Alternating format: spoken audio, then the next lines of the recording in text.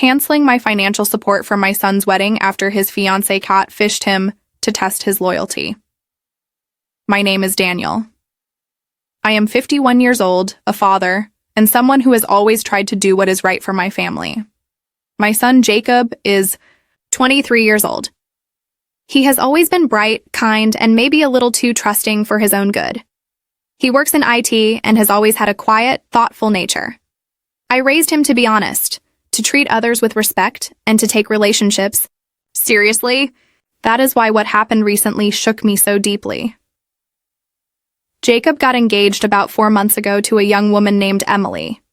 She is 22, bubbly, and the kind of person who makes everyone in the room feel like they belong. At least that is how she seemed at first. When Jacob first introduced her to our family, she brought flowers for his mother and even helped clean up after dinner. She laughed at my old jokes and told me how grateful she was to find someone like Jacob. They had only been dating for about a year before they got engaged. At first, I was a bit surprised they were moving so quickly, but they seemed happy.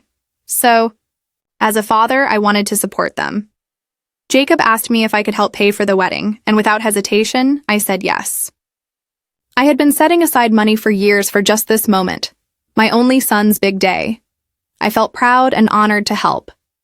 We started making plans. Emily and Jacob wanted a small ceremony in the spring, something simple but beautiful. They picked out a local venue near a lake where Jacob had gone fishing as a boy. Emily found a dress she liked, and I even agreed to help pay for the honeymoon. Everything seemed like it was going smoothly, until last week. It was a Sunday afternoon.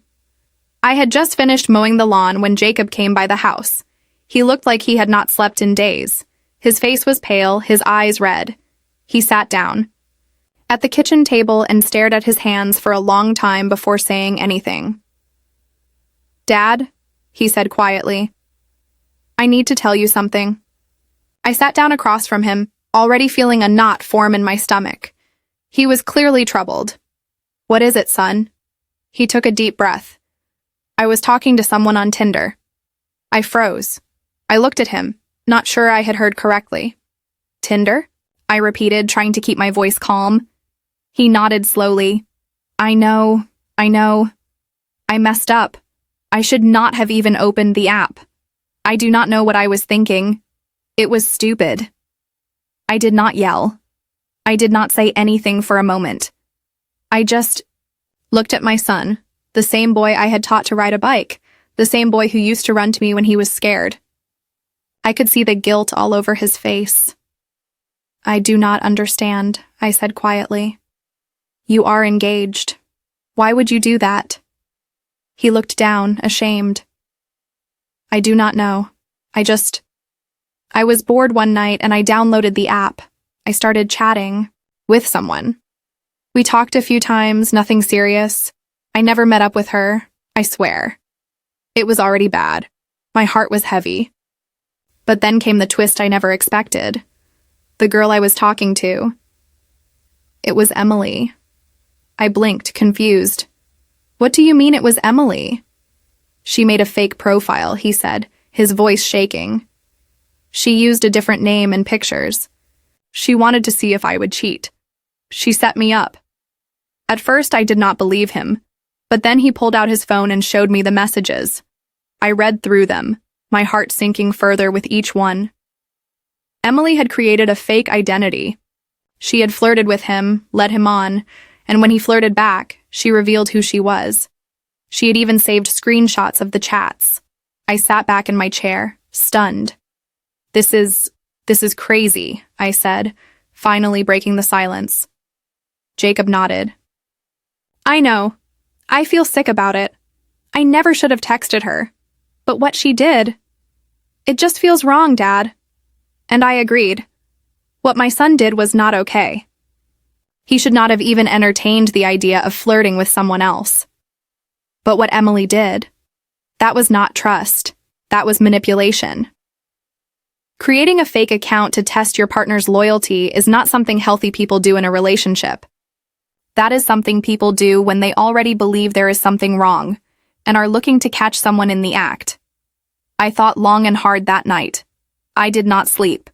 I went back and forth in my mind.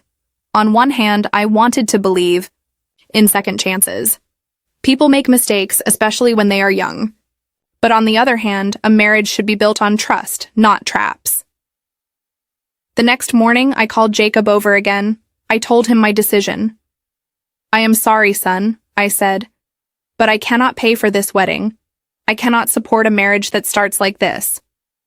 Both of you made mistakes, and neither of you seems ready for this step." He looked heartbroken. "So you are pulling out completely?" "I still love you, and I always will," I told him. "But I will not fund a wedding when the relationship is already full of secrets and games. You both need to take time to think about what kind of marriage you want. Some people in our family think I am overreacting. They say I should still support him and that I am punishing both of them. But to me, this is about values.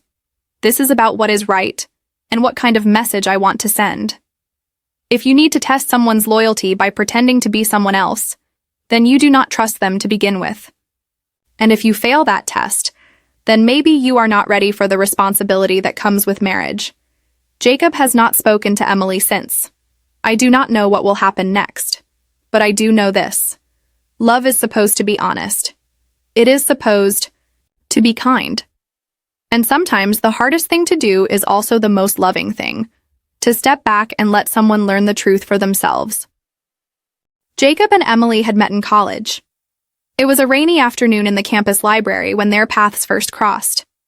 Jacob, who had always preferred the quiet corners of the world, was studying alone when Emily asked if she could sit at his table. She had an armful of books and a soft smile. He said yes, and they ended up talking for hours.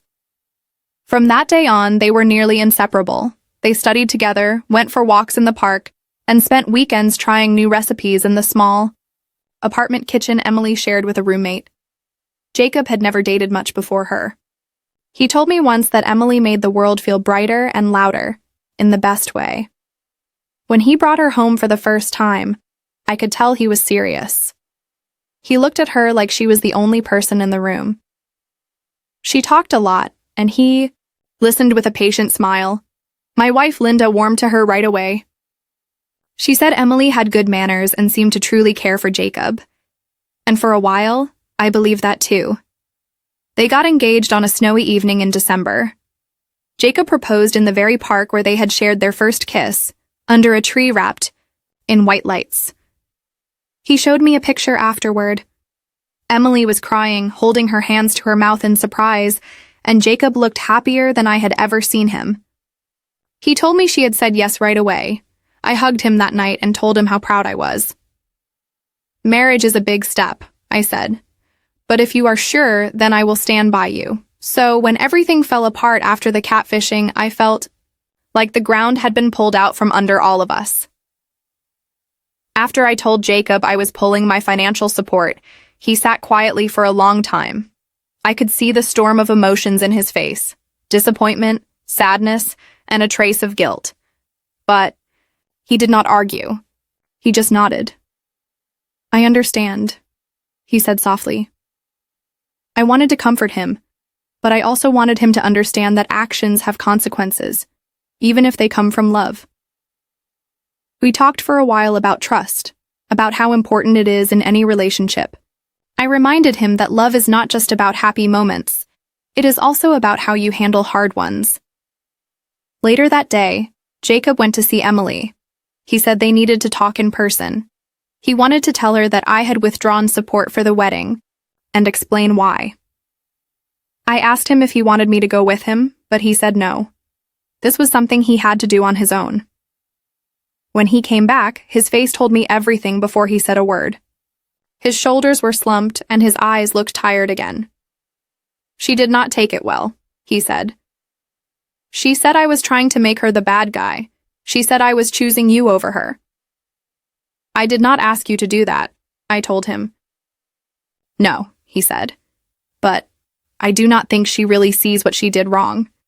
He sat down heavily on the living room couch. "She kept saying that if I had not flirted back, none of this would have happened. She thinks the problem is just me." "And what do you think?" I asked him. He was quiet for a long moment before answering. "I think we both messed up." I should not have downloaded that app. I should not have responded. But I also think what she did shows she does not trust me.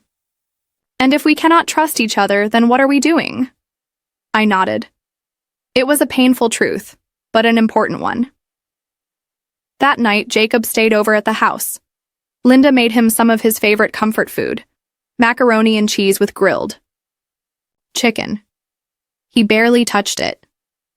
I could see how heavy everything felt for him. He had loved her. He had imagined a life with her.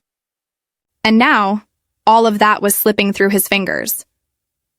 The next morning, he packed up a few of his things from the apartment he had shared with Emily. She was not there when he went. She had gone to stay with a friend. He left her a note. I did not ask what it said. That was between them. For the next few days, things were quiet. Too quiet. Jacob mostly stayed in his room, only coming out for meals. He spent a lot of time looking through old pictures, scrolling through his phone, and then putting it face down with a sigh. I could tell he was trying to make sense of everything. One evening, we sat on the porch watching the sunset. The sky was turning shades of orange and pink, and the cool air smelled like cut grass. I just keep thinking, Jacob said, if I had never downloaded that app, would we still be okay? Maybe, I said. But maybe not. The fact that she felt the need to test you like that is not something small. That does not come out of nowhere. He nodded. I thought we were solid. You loved her, I said. That was real. But love also needs trust. And if you do not have that, even love cannot hold everything together. He looked down at his hands. Do you think I will ever be ready to get married? I smiled gently. Of course. When the right person comes along, and when you are both ready to trust each other fully, you will know. He was quiet for a while after that, just watching the sky grow darker. Later that night, Jacob told me he was going to stay with a friend for a little while, just to clear his head. I understood. He needed space, and maybe he needed time away from the house that now felt like a reminder of everything that had fallen apart. As a father, watching your child go through heartache is one of the hardest things. You want to fix it. You want to protect them. But sometimes all you can do is stand beside them quietly and let them find their own way. I still think about that conversation on the porch. Jacob is young, but he is growing. He made a mistake, yes, but he is learning from it. And maybe in my study, some small way, Emily taught him a lesson too. Not just about trust, but about the kind of love he wants and the kind of love he deserves. A few days after Jacob left to stay with his friend, word of what happened began to spread through the family. I did not share it openly, but things like this have a way of getting out, especially in families where everyone keeps in touch. It started with a phone call from my sister, Carol. She had always been close to Jacob and had already been helping Emily with a few wedding plans. Daniel, she said with concern in her voice, is it true? You canceled your support for the wedding? I paused for a moment before answering. Yes, I did. There was a long silence on the line before she finally asked, why? So I told her. I told her everything. About the Tinder messages. About Emily's fake profile. About Jacob's mistake. About how neither of them seemed to understand the depth of what had happened. I explained how I did not feel right paying for a celebration when the foundation of their relationship felt so broken. When I finished, Carol sighed. I understand why you are upset, but maybe you should still support them. They are young, Daniel. They made a mistake. I kept my voice calm. Yes, they did. But this is not just a small mistake. They lied to each other. They hid things. That is not how you start a marriage.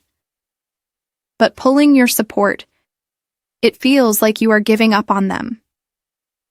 I thought, for a moment, I am not giving up on Jacob.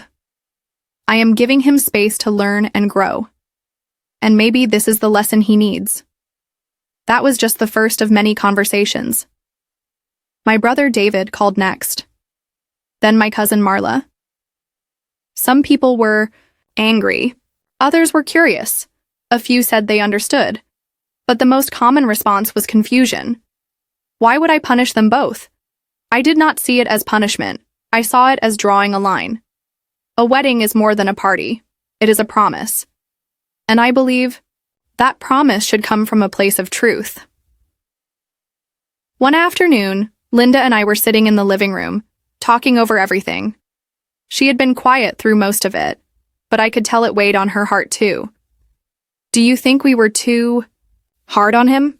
she asked. I shook my head gently. "No, I think we were honest. He needs to understand what a marriage really means." Linda looked down at her hands. "I liked Emily. I really did." "I know," I said. "So did I." We sat in silence for a while, both of us thinking about how quickly things had changed. Meanwhile, Jacob was going through his own journey. Though he did not share every detail with us, he called me every few days to check in. His voice was calmer now, steadier. He told me he was journaling, trying to write out his thoughts to make sense of everything. "It feels strange," he told me one evening. "One minute we were planning a life together, and now it all just feels gone." I listened, letting him speak. "I keep asking myself," he continued, "why did I even respond to that message? I was not looking for anything. I was not unhappy. But part of me was curious. And that curiosity cost me everything." "It did not cost you everything," I said gently. "You still have yourself. And you have the chance to grow from this." He was quiet. "Yeah, I guess I do." I was proud of him in that moment, not because he was perfect, but because he was starting to see the deeper truth. Sometimes, the sly, hardest part of growing up is facing your own flaws. Jacob was doing that slowly, honestly. A week later, he came home for dinner. It was the first time he had been back in the house since the breakup. We kept it simple: grilled salmon, rice, and steamed broccoli. He sat at the table like he used to, and for a little while it felt like things were back to normal. After dinner, he helped Linda wash the dishes. I heard them talking in soft voices, and I saw a smile on her face for the first time in days. Later, Jacob and I sat on the porch again. The sky was dark, and the stars were starting to appear. "I think I understand now," he said. "Why you did what you did. You were not just angry. You were trying to protect me." I nodded. "Yes, and I still am." "I did not see it at first. I thought you were being unfair. But now I realize I was not ready. Not really. I wanted to be, but I was rushing it. I was holding on to an idea of love that maybe was not real." His words struck a chord in me.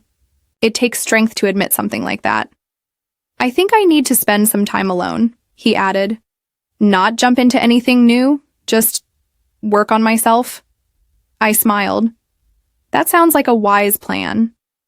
Jacob leaned back in his chair and looked up at the stars. "It hurts, but I think I needed this." "I know it hurts," I said, "but you are going to be okay.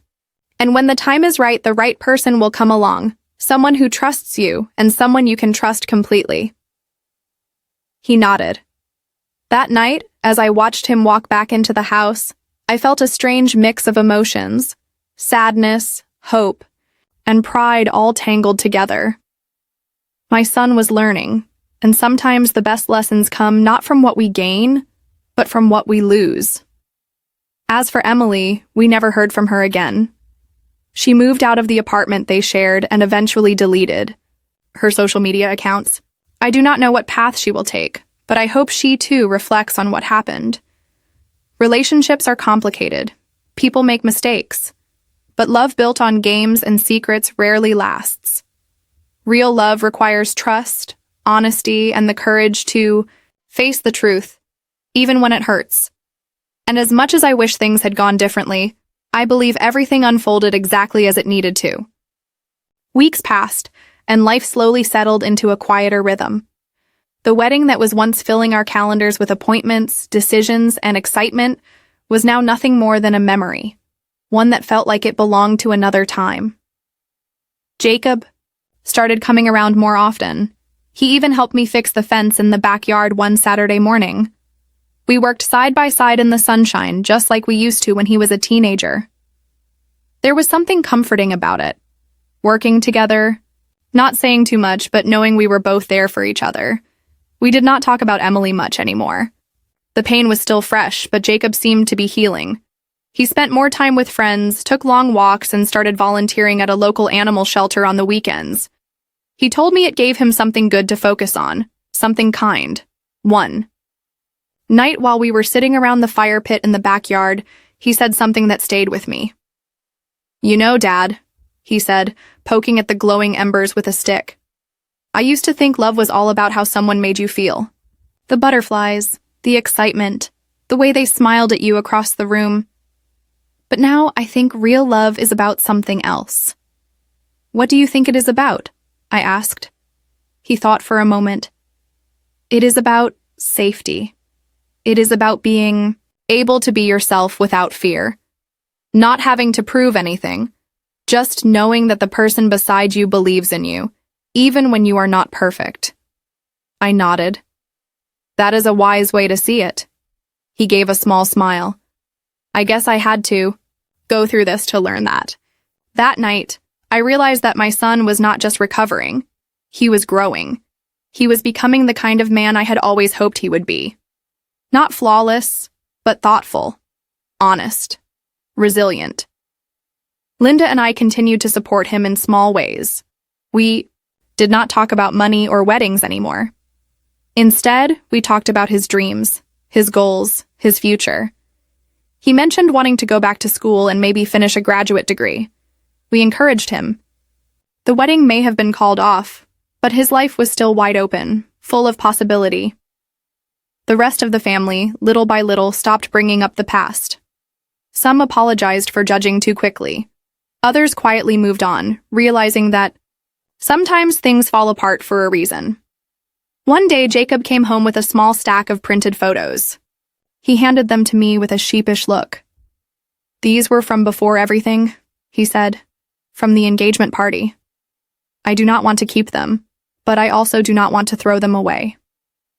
I looked through the pictures, Jacob laughing, Emily smiling, relatives raising glasses in a toast.